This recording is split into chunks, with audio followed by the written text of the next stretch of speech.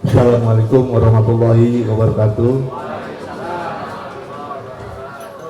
Eh, kita berbahagia bisa berkumpul bersama dalam acara Maulid Nabi.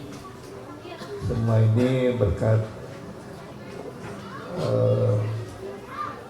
kita diberkahi sama Allah, kita bisa berkumpul bersama. Jadi kami ini di sini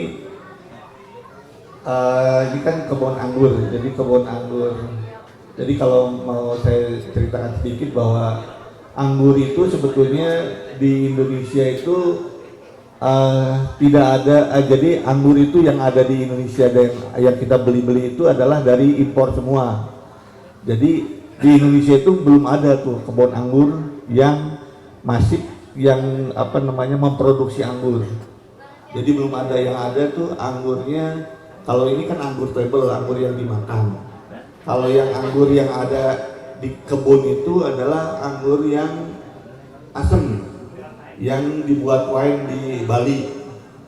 Nah, jadi sebetulnya kita menanam anggur itu, berkebun anggur itu belum banyak gitu. Belum banyak. Kenapa belum banyak?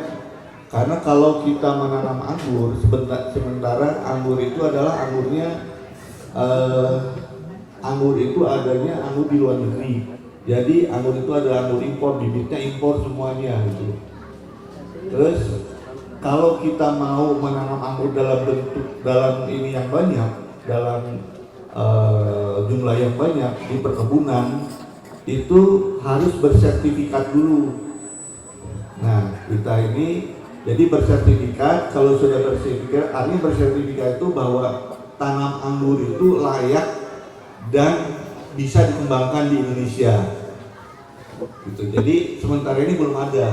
Nah, ini kami ini di Prisco ini dalam proses untuk mendapatkan sertifikasi, dibolehkan membuat sertifikasi jenis anggur tertentu.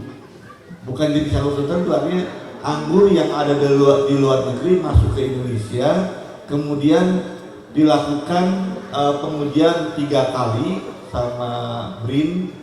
Nah, 3 kali panen. Setelah 3 kali panen dan anggurnya bagus, baru dikasih sertifikat bahwa anggur ini layak untuk dikembangkan di Indonesia. Nah, di sini belum ada sebetulnya. Nah, makanya memang kalaupun misalkan ada yang kebun anggur di mana-mana, itu belum mencukupi untuk kebutuhan konsumsi di Indonesia. Jadi memang kebun anggur itu belum banyak. Ada tapi masih kecil-kecil. Kalau kita berharap sih memang anggur itu banyak di mana-mana gitu. Sehingga kita tidak perlu lagi mengkonsumsi anggur dari luar negeri. Karena anggur dari luar negeri itu kan lama datangnya ke Indonesia, tentunya pasti itu sudah menggunakan pengawet. Nah, kalau ditanam di Indonesia, berarti kan artinya di kebun ini tidak ada pengawetnya. Jadi bisa dipakai sendiri, original. Jadi itulah, jadi bahwa anggur itu kedepannya sebetulnya prospek untuk berkebun itu banyak. Dan anggur itu sebetulnya bisa ditanam di masing-masing rumah, asal ada piungan lah, supaya tidak terkena hujan. Kenapa dikasih piung itu?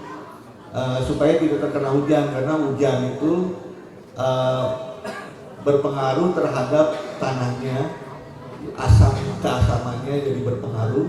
Kemudian nanti kena daunnya ada pengaruh juga, ada jamur itu. Jadi memang rada oloan. Nah, itu. Jadi itu hanya pengenalan aja, pengenalan bahwa anggur itu yang kita coba untuk kembangkan di sini adalah anggur yang nantinya kita harapkan bersertifikat dan bisa dikembangkan di Indonesia.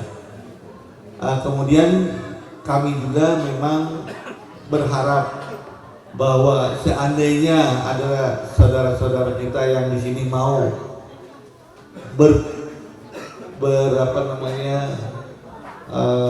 mau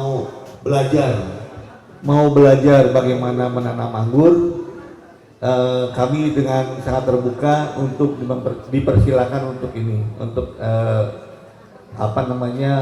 bisa belajar di Tirisco. Karena memang pengetahuan atas anggur itu kalaupun ada di YouTube, tapi tidak semuanya bisa, artinya bisa dipraktekkan. Karena pengaruh ketinggian ada pengaruhnya juga, pengaruh cuaca ada pengaruh juga.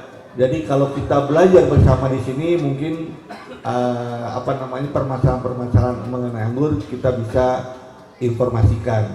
Jadi memang